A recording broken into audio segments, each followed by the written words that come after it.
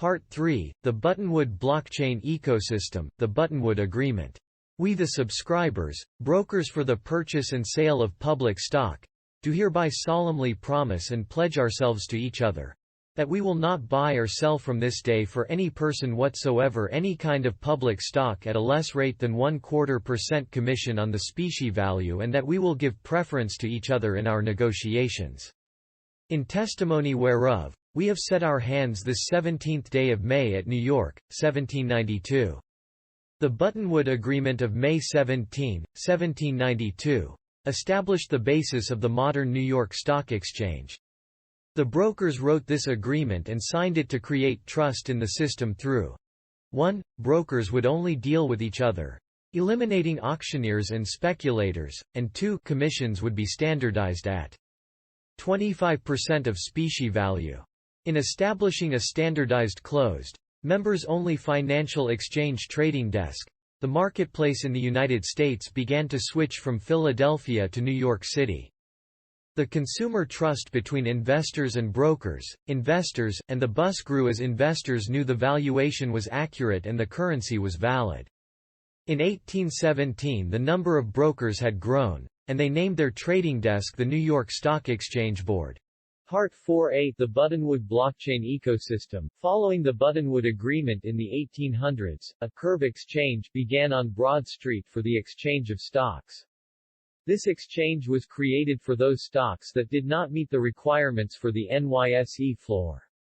This curve exchange grew into the American Stock Exchange when in 1921, it moved into actual quarters on Trinity. In 2008, the NYSE acquired the Amex and Euronext exchanges. Today, the stocks traded on the Amex are small-cap stocks. In keeping with the Buttonwood Agreement, traders in Chicago organized a commodities exchange in 1848 to market agricultural products, corn, soybeans, grains. They then expanded to include options and futures on several other products, meat, gold, silver, U.S. Treasury bonds. During the 1800s, in Denver, New Orleans, San Francisco, and many other cities, regional exchanges sprang up to trade in stocks for companies that did not meet the requirements for trading on the floors of the NYSE or Amex.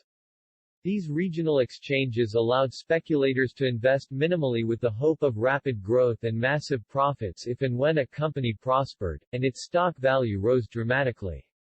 Speculation can lead to fraud, as seen with the Denver Penny Stock Exchange for CYNK technology that increased from 10 cents a share to $13.90 per share until the SEC shut down the stock trade in 1982, causing the Denver Exchange to lose 40% of its valuation. In 1836, following years of profitability based upon loans to American cotton growers, the Bank of England raised its interest rates on loans to recover silver that had been drained from British reserves through the loans. The banks in the United States were forced to react similarly. Many U.S. investors who had borrowed money defaulted on their loans, especially as trading in cotton was tied to silver deposits. When the price of cotton dropped by 25% in 1837, the global community fell into an economic panic. Speculators bought the defaulted loans hoping that the price of cotton would rebound. When cotton prices continued to dip, the speculators defaulted on their loans, deepening the Panic of 1837, which led to unemployment and inflation.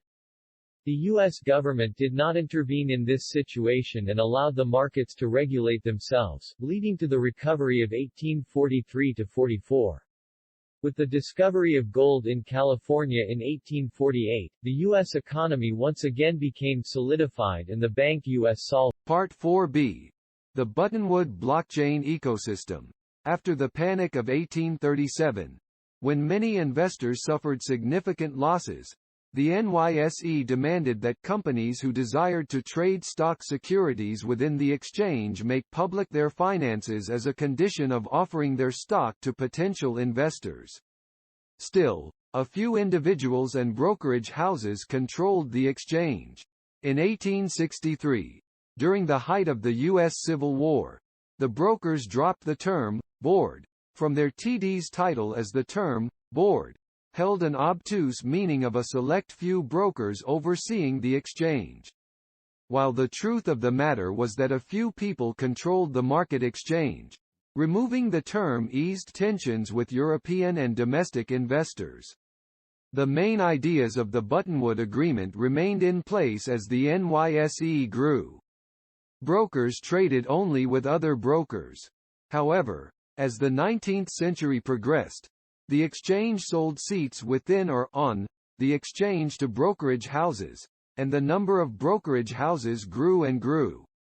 According to the Financial Industry Regulatory Authority, there are 3,500 broker-dealers in the USA today. The economy of war had driven the world's economic growth from 1915 into the 1920s. In 1929, the stock market in the U.S. crashed as speculation once again failed to deliver hoped-for returns on investments.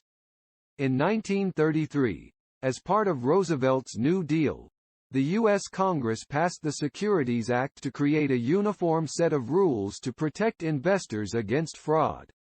In 1934, Congress established the Securities and Exchange Commission, SEC, to oversee the implementation of the Securities Act.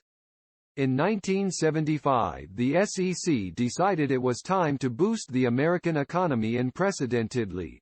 The SEC removed a linchpin of the Buttonwood Agreement and did away with standardized commissions for transactions. Thus the trading desks worldwide were more than anxious to use the NYSE as a primary TD.